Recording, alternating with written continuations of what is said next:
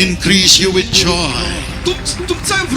TV நேயர்கள் அனைவருக்கும் வணக்கம். ஒரு பரபரப்பான மிகவும் முக்கியமான ஒரு காணொளியை தான் உங்களுக்கு மத்தியில் இன்று பேச வந்திருக்கிறேன்.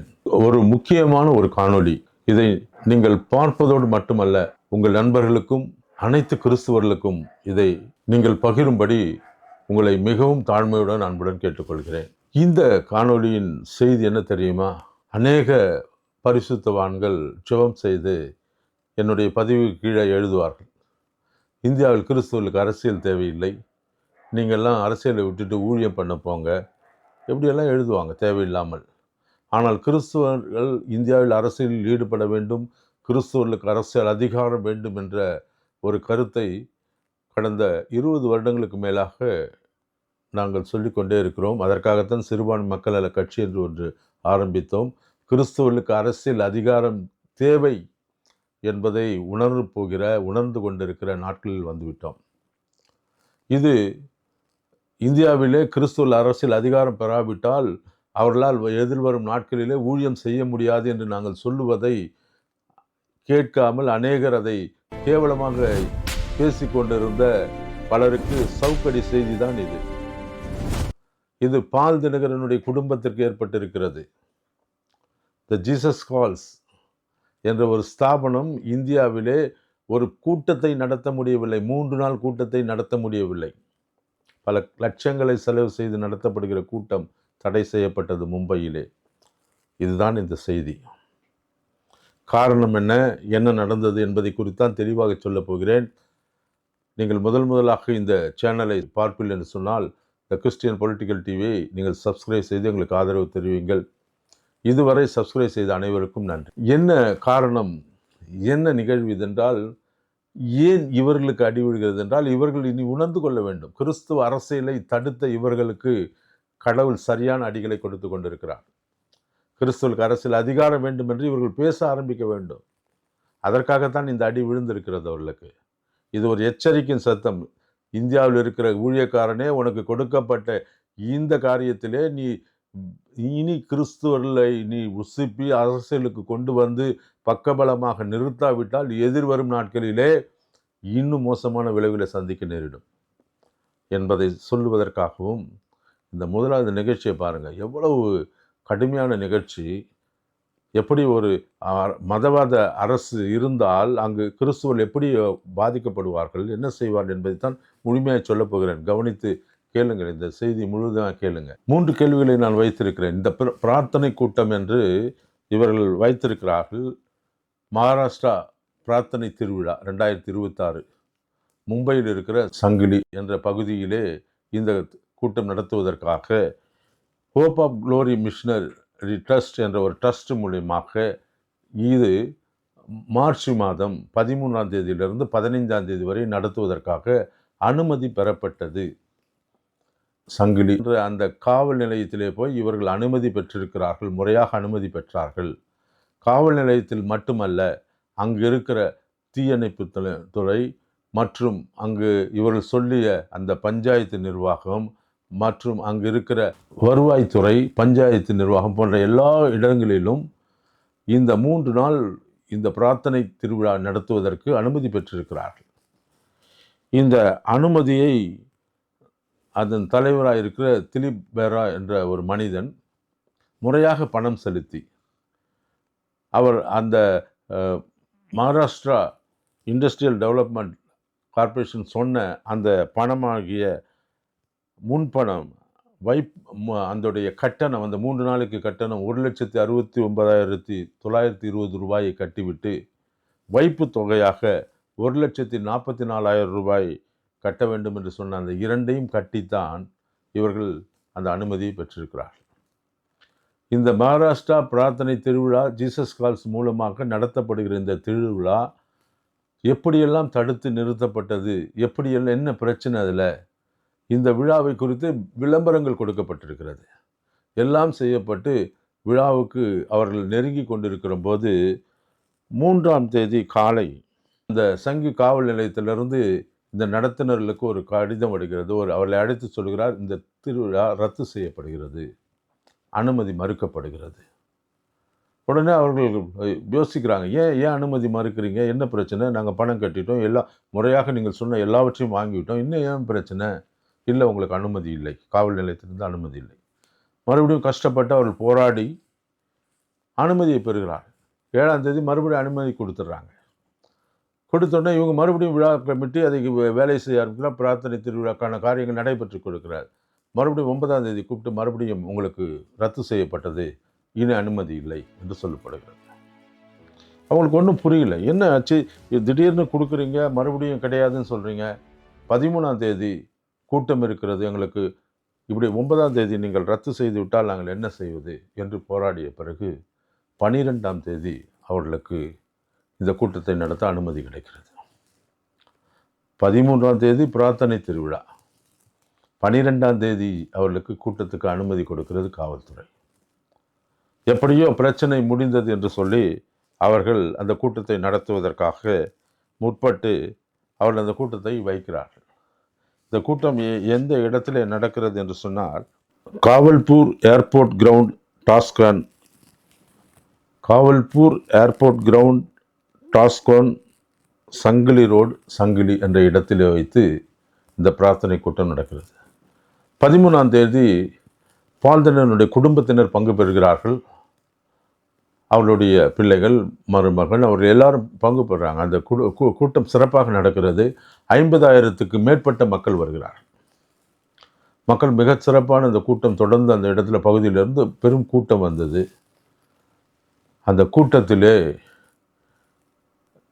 நான் சொல்லவில்லை, நீதிமன்றத்தில் பதிவு இருக்கிற சொல்றது, யாரை குறித்தும் தவறாக பேசவில்லை, எந்த ஒரு மதத்தையோ அவர்கள் புண்படுத்தவில்லை. நீதிமன்றம் பதிவு செய்திருக்கிறது, யாரையும் அவர் தவறாக பேசவில்லை, எந்த மதத்தை பற்றியும் அவள் தவறாக குறிப்பிடவில்லை, எந்த கடுமையான சொற்கள் இல்லை.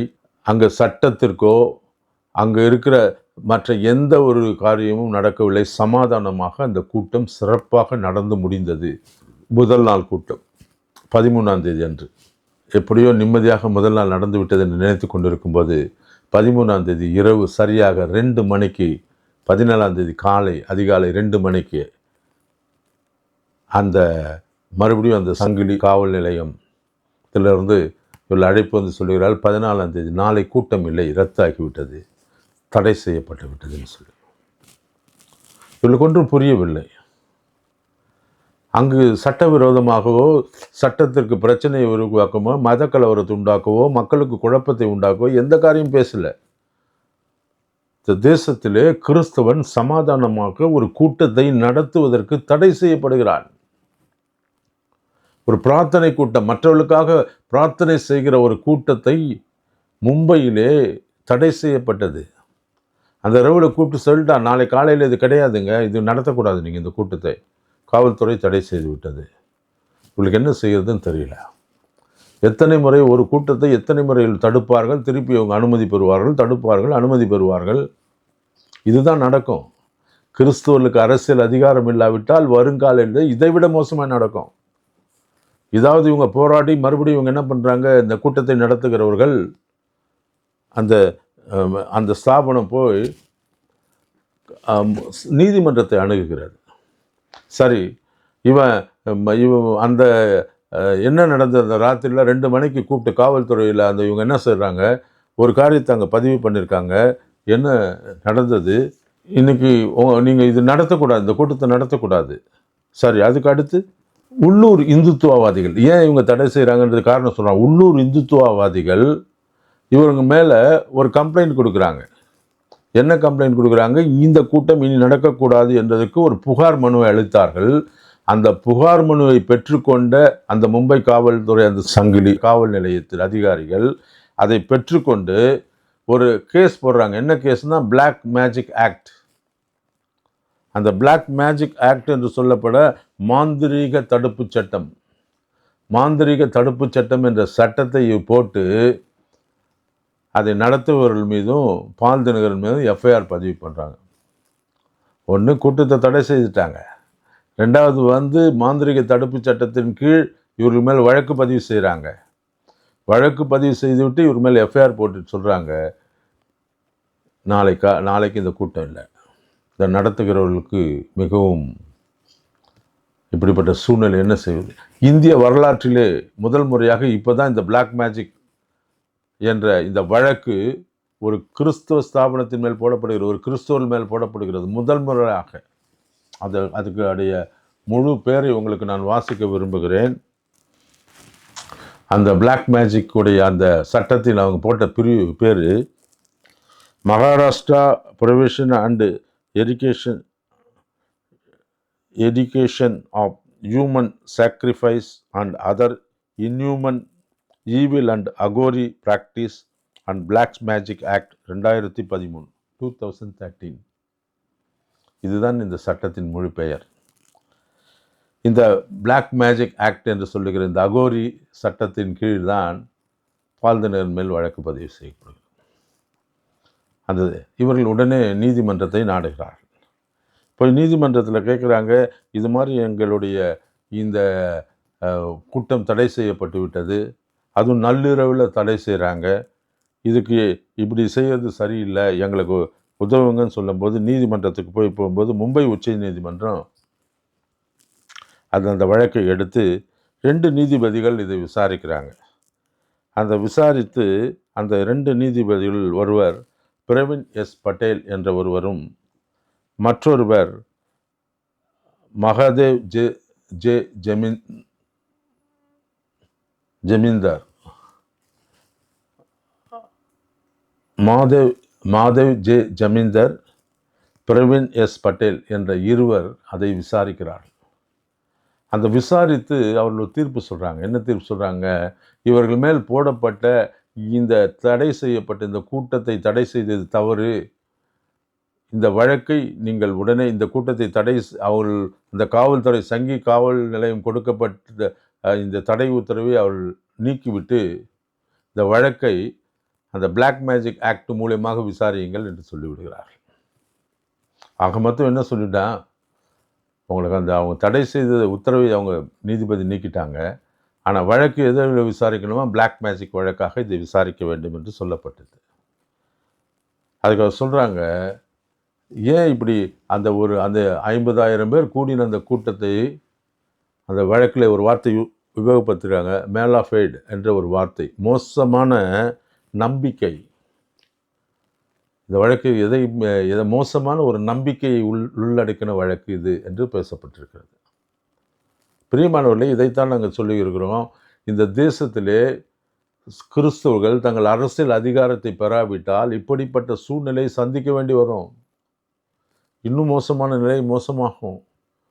நாம் இப்பொழுதே சுதாரித்து நம்முடைய பிள்ளைகளை நாம் அரசியல் அதிகாரம் பெருகிட சும்மா நம்மளை ஏமாத்துறவங்க கூட நம்ம நிற்காதபடிக்கு இது பால் தினகரனுக்கு ஒரு எச்சரிக்கை, இங்கே இருக்கிற மோகன் சிலாசரஸுக்கு எச்சரிக்கை, இங்கே இருக்கிற இந்தியாவில் இருக்கிற கிறிஸ்து தலைவர்களுக்கெல்லாம் ஒரு எச்சரிக்கை செய்தி இது. யாருமே எதுவுமே நடக்காதுன்னு நீங்கள் நினச்சிட்டு சின்ன சின்ன சர்ச்சை தான் அடிப்பான், சின்ன சின்ன சர்ச்சை மூடிடுவான், சின்ன சின்ன பாஸ்டருங்க தான் அடிபட்டுருப்பான்னு நினச்சிட்டீங்க. இல்லை, உங்களையும் இது மேலே நடத்த விட மாட்டான், எங்கேயுமே பண்ண முடியாது. இப்படித்தான் சூழ்நிலை வந்து கொண்டு இருக்கிறது. பாருங்கள், எவ்வளவு கொடுமையான விஷயம். தன் சொந்த பணத்தை இன்வெஸ்ட் பண்ணி நம்முடைய நற்செய்தியை சொல்கிற ஒரு கூட்டம் கிறிஸ்துவனால் சுயமாக நடத்த முடியவில்லை. காரணம் என்ன?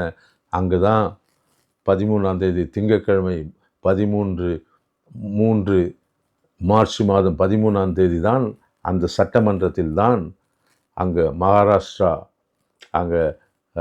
மகாராஷ்டிரா சட்டமன்றத்திலே தான் மதமாற்ற தடை சட்டம் என்ற ஒரு சட்டத்தை அவள் புதிய வடிவிலே கொண்டு வந்து ஒரு மசோதாவை பாஸ் பண்ணியிருக்கான். என்னைக்கு கேஸ் நடந்த அன்னைக்கு. அதற்காக இன்னொரு காணொலியை போட்டிருக்கிறேன், போய் பாருங்கள். அந்த காணொலி முழுமையாக பாருங்கள். மகாராஷ்டிராவில் தொடங்கி விட்டது, இந்தியா முழுவதும் நடக்கும், அடுத்து தமிழ்நாட்டிலேருந்து நடக்கும், எல்லாம் கர்நாடகாவில் நடக்கும். இனி கிறிஸ்தவர்கள் தங்களுடைய காரியங்களிலே அவர்கள் பத்திரமாக இல்லாவிட்டால், இனி வரும் நாட்களிலே கிறிஸ்துவ அரசியல் அதிகாரம் பெறாவிட்டால் இப்படிப்பட்ட சூழ்நிலை தான் இன்று பால் தினகரனுக்கு அந்த ஜீசஸ் காலுக்கு இழைக்கப்பட்டது அநீதி.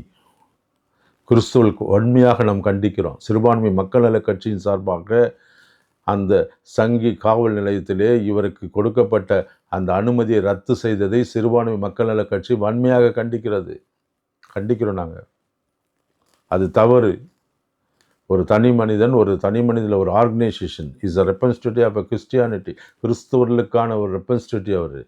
அவர் நடத்துகிற ஒரு கூட்டத்தை நீங்கள் தடுப்பீர்கள் என்று சொன்னால், இவ்வளவு வலிமை பெற்ற அந்த ஒரு பெரிய ஸ்தாபனத்தின் தலைவரை தடுக்க முடியும் என்று சொன்னால், இன்றைக்கி என்ன நடக்குது? இங்கே என்ன சின்ன சின்ன சர்ச் என்ன செய்யும்? அவர்கள் உணர்ந்து கொள்ளும்படியாக நாம் எல்லாம் ஒன்றுபடுவோம். இனி வரும் நாட்களில் கிறிஸ்துவன் சும்மா இருந்து பிரயோஜனம் இல்லை. அரசியல் அதிகாரம் பெற்றாக வேண்டும் என்பதை ஆண்டவர் உணர்த்தத்தான் அவங்களுக்கு இப்படி வச்சிருக்காரு. இது அவர்களுக்கு ஒரு உணர்வை ஏற்படுத்தும் என்று நம்புகிறேன். தொடர்ந்து உங்கள் கருத்துக்களை எழுதுங்க. இவர்களெல்லாம் வன்மையாக கண்டிங்க. உங்களுடைய திட்டங்களை சொல்லுங்கள். அரசியல் அதிகாரம் பெறாவிட்டால் நாம் இந்த தேசத்தில் அடிமைப்பட்டு விடுவோம் என்பதை, இந்த காரியத்தை உங்களுக்கு சொல்லி மற்றொரு வீடியோவில் உங்களை சந்திக்க வரை விடைபெறுகிறேன். நன்றி, வணக்கம்.